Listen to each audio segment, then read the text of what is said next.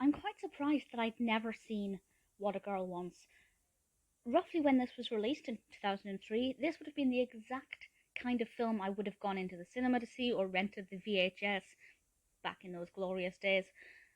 But for whatever reason, never saw it. Was it worth the wait? For the nostalgic feel, because it's very cheesy and it does feel early noughties, yes. But for a quality film, maybe not so much.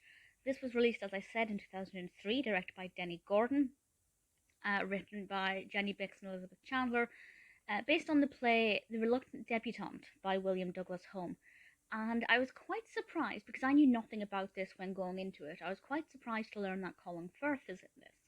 He plays Henry Dashwood, and he is the absent father of Daphne Reynolds. Brilliant name, love the name Daphne Reynolds. Played, of course, by Amanda Bynes.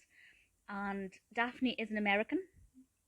She decides to take it upon herself to go to London in England to finally meet her father and let him know of her existence. It just so happens that her father is also a very wealthy British politician. Now, I will say he's very likable.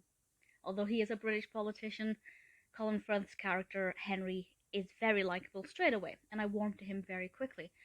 She meets her father, and it's all about them getting to know each other and her spending time with him, but within his lifestyle. She's represented as a kind of all-American girl, and he's very high society English, and those two things are very contrasting, and it brings a lot of interesting situations.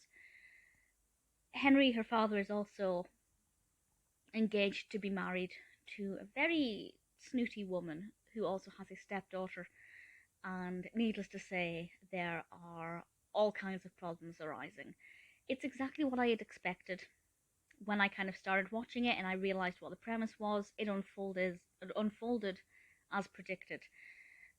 Daphne is a really likable character. Yeah, she's a little bit annoying at times because the way she's heightened. Everything she says or does is exaggerated to emphasize that contrast between the all-American girl who's a lot more loose and casual and down to earth, showing the strong contrast with the high society. But generally speaking, I really liked her. Really liked Henry Dashwood as a character. I loved seeing bits of London, and obviously we get to see the beautiful architecture quite a lot. And I had a lot of fun with it. I didn't check the filming locations, so I will do that um, just to see where it actually was genuine. Um, yep, so they filmed outside or with the Old Royal Naval College. That's a very frequently used filming location. Les Mis has been filmed there. All kinds of films were filmed there. Obviously, a lot at St James's and Pall Mall. Very recognizable. Um, and some of it, I believe, was also filmed in New York as well. But primarily, it's set in London. Definitely feels like a London film. I guess if you like something like When in London, the Mary-Kate and Ashley film, which is my favourite Mary-Kate and Ashley film, you would like this. The narrative is fine. It's cheesy. It's not actually realistic.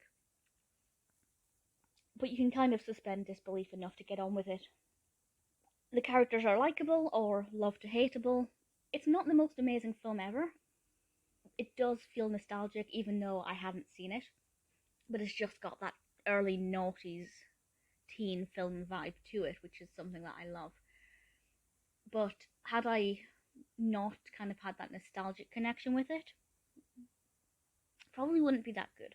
So it's not going to be for everybody, I'm very well aware of that, but if it sounds like your kind of thing, I'd say give What a Girl Wants a go.